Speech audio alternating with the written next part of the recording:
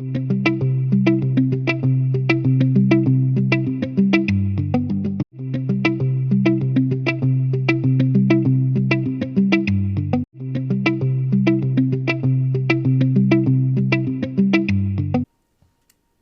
I'm Danielle Blaze. Welcome to Knowing Your Town.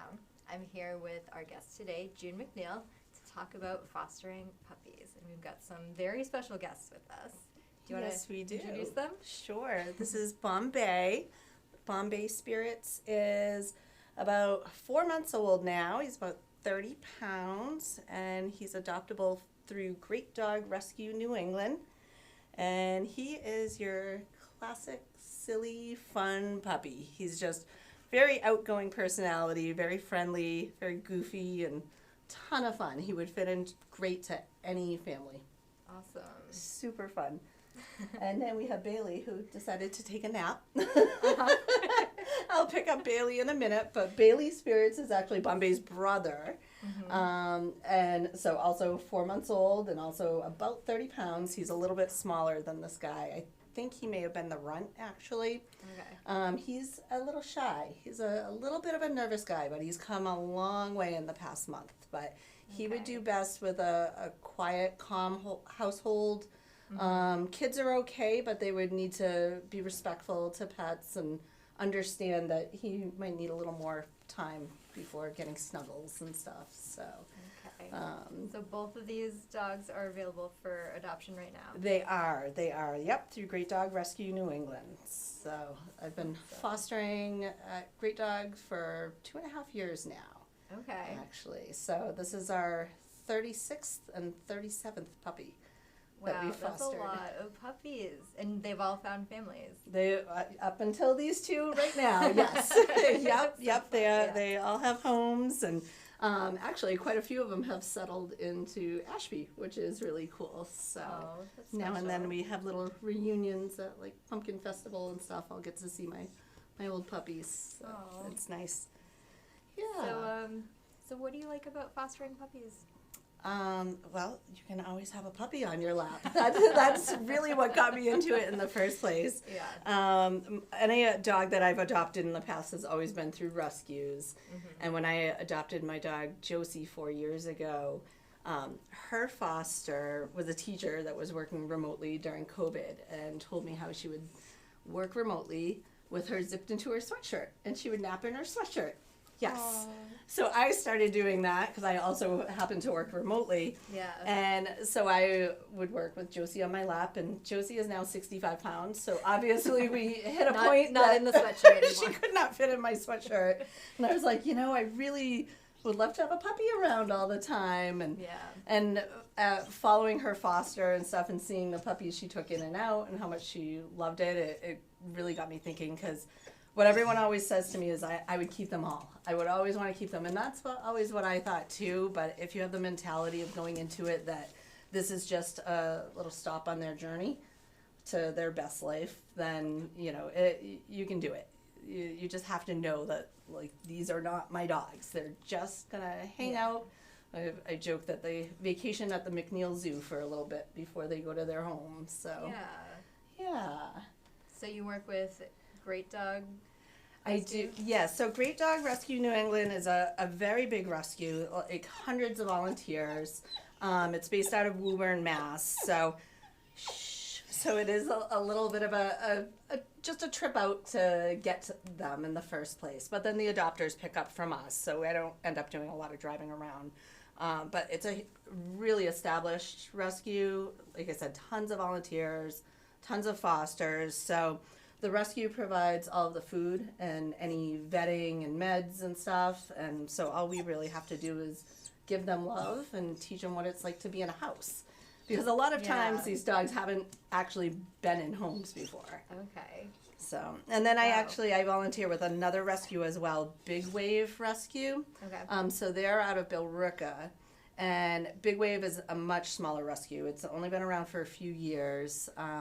The person that runs that, actually, Sydney, she worked at the rescue where I got Josie from. So she was the adoption coordinator for my dogs. So, but they're such a small operation. Like, sometimes it's her and her parents going out to pick up the dogs and stuff. Okay. So So there's a real need to help there.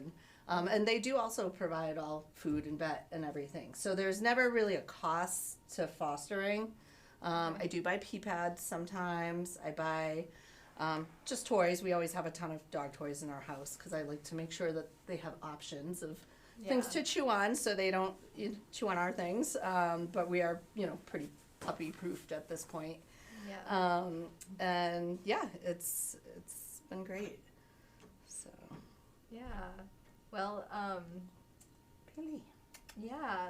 You want to see if Bailey wants to Sure. say? I'll see if he comes up so he can say hi to everybody. He said he's a little shy, so he's just comfy under the table there. Come here, my little buddy. Yeah. Here, sweetie. So he's very sweet. He's very snuggly, especially at night when they get tired. That's the best because they just want to cuddle on the couch. And there is no better way to unwind from a stressful day than snuggling a puppy. I'll tell you that. Yeah. Yeah. So if there are people watching who also would love to fall asleep with a puppy every night, is this a thing that other people can get involved with too? Absolutely. There is always a need for fosters. We really need as many fosters as possible because the more people that foster, the more dogs that can be saved. So nearly all of these dogs are brought up from the South. Often Tennessee and Mississippi are two of the biggest offenders of having way overrun with dogs. It's not the same mentality there. They're not family members like they are to us, and unfortunately that there is a time limit on these dogs a lot of times. So we've had several dogs that we've saved from the list a couple days before their time was up. Okay. And we've been able to bring them up and again teach them what it's like to live in a house and get them adopted, and it's really rewarding. And some of them, like this guy, has been really nervous. He was so scared when we first got him. He didn't want to walk outside. Of course, it was, 5 weeks ago, so it was really cold and icy and snowy, so it was a major adjustment coming up from the south. But it took him a little bit to realize that he feels safe now. Yeah. And he's going to get love and be in a good place. And so, hi. Hi, now you feel better? Hi.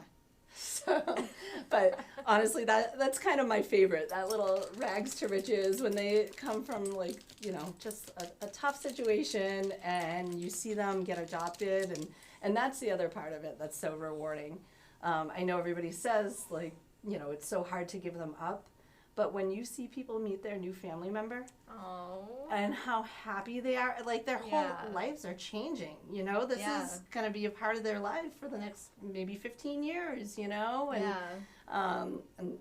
whether it's kids involved or, just a couple or a single person, there's been so many instances, it gets you every time, and it's the right thing to do to send them off to their home. And the best way that we get over having a puppy leave is we just get another puppy.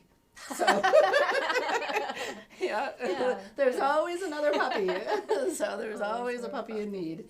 And they say, too, when you foster that you save 2 lives because you save the life of the one that you take, but you also open up a shelter spot in the South.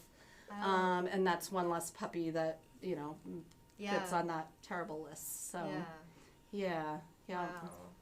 Yeah, that is really meaningful work. My dog came from a foster family too, from a rescue. And nice. in that moment of meeting my dog, it changed my life. Yes. It's so awesome. So I love it. I definitely recommend it to anybody and everybody that has ever thought about it. And like I said, I work remotely. You don't have to. Nobody expects you to be home all the time with these dogs. They're going to move into homes with people that work 8 hours a day or 10 hours a day. That's a good point. They should be crate trained. They need to learn that anyway. So these guys they've been sleeping perfect in their crate every night. They give me a good 7-8 hours of sleep and haven't made a mess of their crate at all. So that's been good.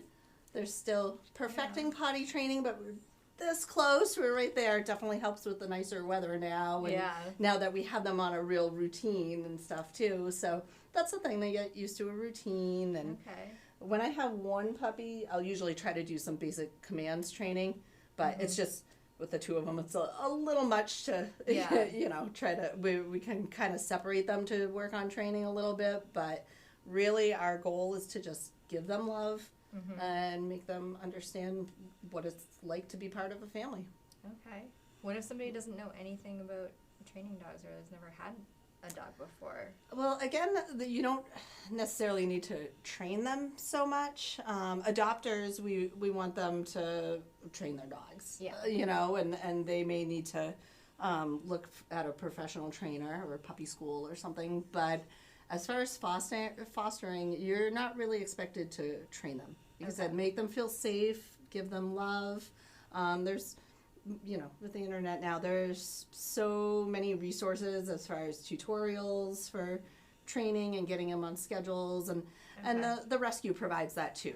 They give you like a whole packet of, hey, what are you doing? Whole packet of instructions and stuff, but it's really easy. You feed them 3 times a day, take them out when they need to go out, and give them all the snuggles. Give them lots of snuggles.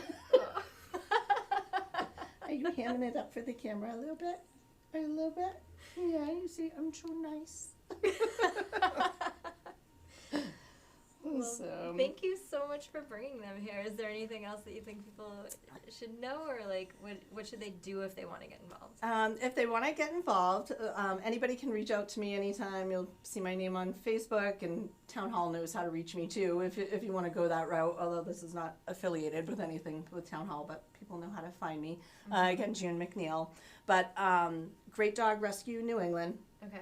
And Big Wave Dog Rescue. Those are the two that I work with. There are other local ones.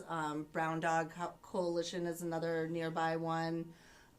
Spot's Place. I think they don't do puppies. They do older dogs. Okay. So there's a lot of local rescues, but if you go on their website, typically it's CR Adoptable Animals, adoption application, or foster application. So those are, you'll be able to navigate it pretty easily by going on the website, but I'm always happy to answer questions. And I guess the one other thing people should know is not only is there not a cost, but there's not a commitment necessarily for a long time, because you take the dog in with the expectation that they will be adopted, but you don't know how long it may be. And we've had dogs as little as 24 hours. Oh, wow. And as long as 5 months.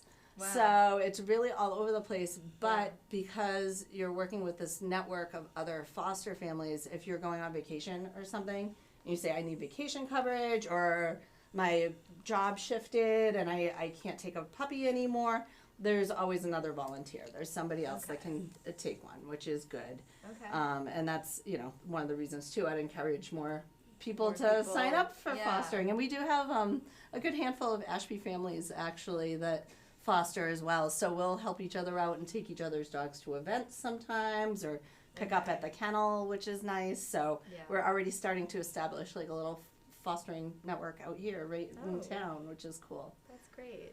So but I love it. I say open your heart to it, give it a try. I mean, how many dogs will you love in your lifetime? Like deeply love, and just think how many I've got to love so far. In 2.5 years, I've had 37 puppies, and I do love them with my whole heart when I have them. I really do. Yeah. So it's a little hard to say goodbye, but seeing the pictures and watching them thrive in their homes, it's so worth it. It really is. Yeah.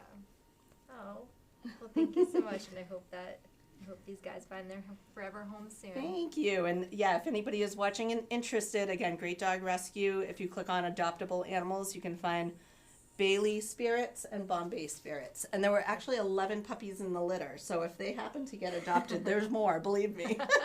Okay.